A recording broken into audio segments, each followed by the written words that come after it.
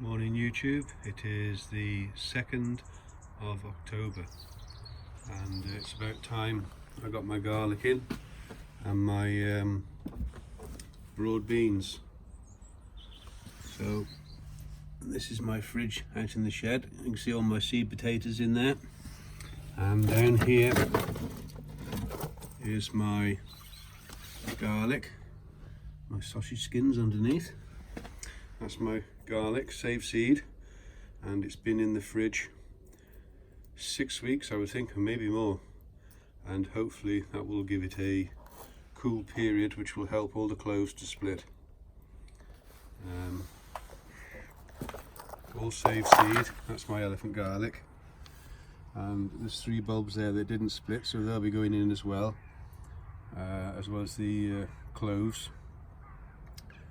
And this is all seed that I saved from the previous year as well. So this is was bought 2 years ago, and this will be the 3rd year of saving it and planting it.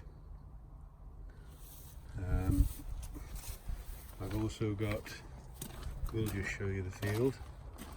We've had quite a bit of rain. That's not very flooded at all, really. I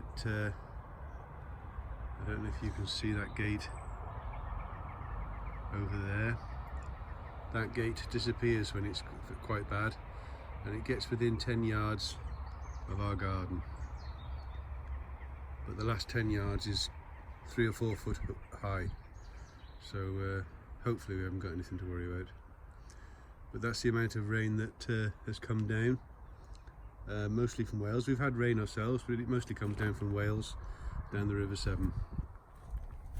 And just inside the greenhouse, I brought me Christmas potatoes in from outside. They look well. I've got one with chicken manure pellets in, one with bloodfish and bone, and one with potato fertiliser, and see if there's any difference in those. But they were sown on the last week in August, so they've had 5 weeks, 5-6 weeks, and it's surprising how they grow. And there's some of my strawberry runners that I've taken. I'm going to take some of my old strawberries out and put those in their place. They were getting a bit waterlogged with the rain we've had, so I brought them in here yesterday, but hopefully I'll get those planted out today. And as you can see, the greenhouse is empty. Those are my peppers that we harvested, the last lot. They're going to be processed later on. And I've got me saved broad beans seeds, and I've also got some field beans to sow.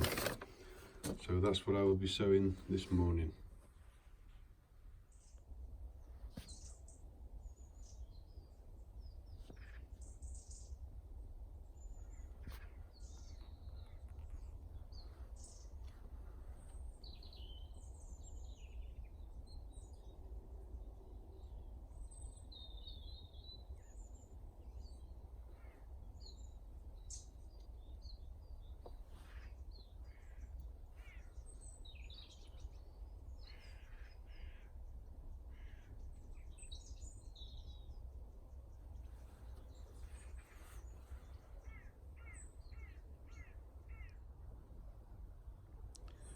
So that's all the holes put in this bed for my overwintering field beans, and that's the quickest way I find to do it. These holes are 3 inches deep, which is 75 millimeters, and they're 10 centimeters apart, and the rows are 20 centimeters apart. The reason I'm growing field beans, I'm doing 2 beds, this one and that one over there. These 2 beds had my potato pots on last year, and because the potato pots have sat on top of the soil, they've consolidated it a bit, which will be ideal for the brassicas for next year.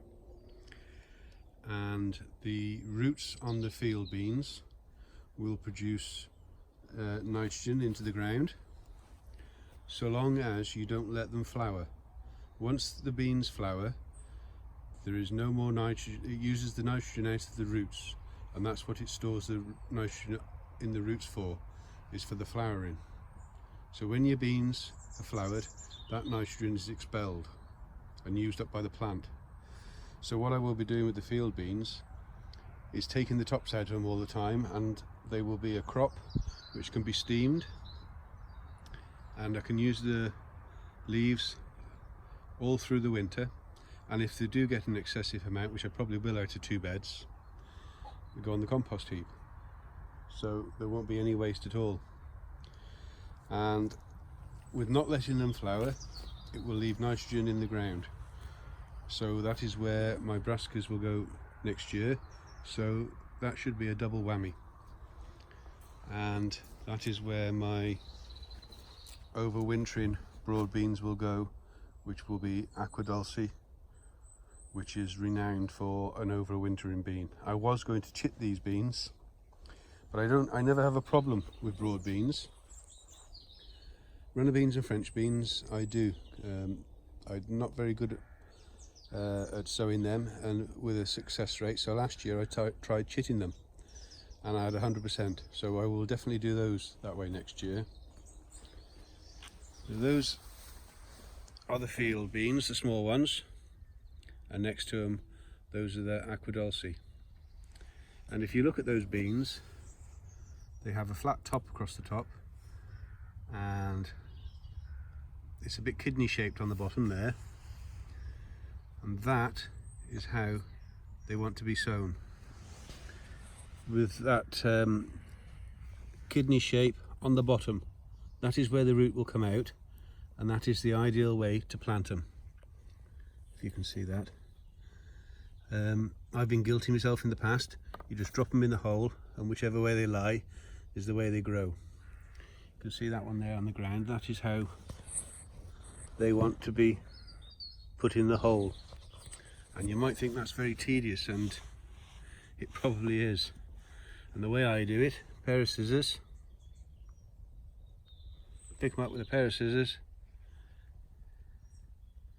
and if you can see that, put them in the hole. And that is the right way. The reason I do that is because if it does get very wet and we get a lot of wet weather, they've got a better chance of coming up straight away rather than turning themselves round.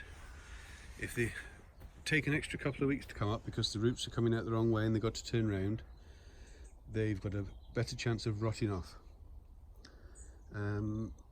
Yeah, it is a bit tedious, but, and this isn't a smug comment, it's just an observation. No dig. It's the 2nd of October. What else have I got to do in the garden? All my crops are out. Well rotted farmyard manure on top, and it's all ready for spring. So if you do a good job now and take your time, you'll definitely get a better crop. Fingers crossed. So I'll get on with sowing these, and then once the beans are in, all I'll do is just ruffle the tops of the soil just to fill the holes in, and that will be it. And I will be setting some mouse traps tonight, just in case. So there we are, that's the field beans in both beds, and also my overwintering broad beans. That's taken me just over an hour to do that. And I've just got the garlic to go in now. I'll just give you a quickie on how I put it in. This is all save seed. When you think that that elephant garlic is probably £1 a bulb to buy, it's definitely worth saving your own seed. These 3 bulbs, as I said, they didn't split at all. That is elephant garlic, and they're not quite as big as the cloves, but I'll put those in. And what I do, these are about 5-6 inches deep, these holes, and I just rattle it round with a big divot, and then I just put a bit of compost back in, a bit of soil back in, just to give it a level bottom. so that the roots can attach. I shan't pull the bottoms off them. I don't want to spoil the base on it where the roots come out. I don't peel the skins off, the papery skins off, I just leave them as they are. The only thing I do is if they got tops on them like that, I pull them tops off, and I pull them straight up rather than so they don't spoil the top where the shoots had come out.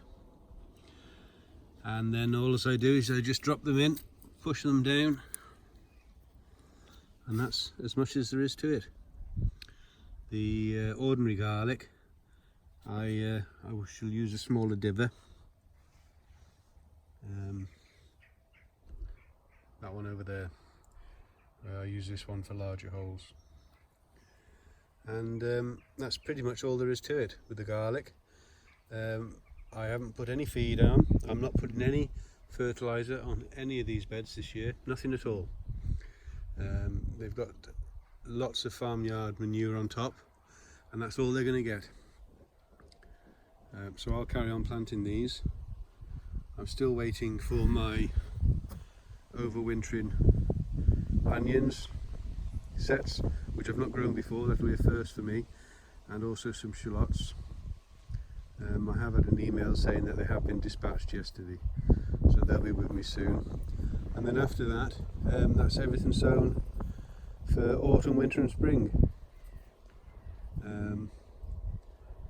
Many thanks for watching. Hope you're all keeping well and enjoy the rest of the week, and I hope you all have a great weekend.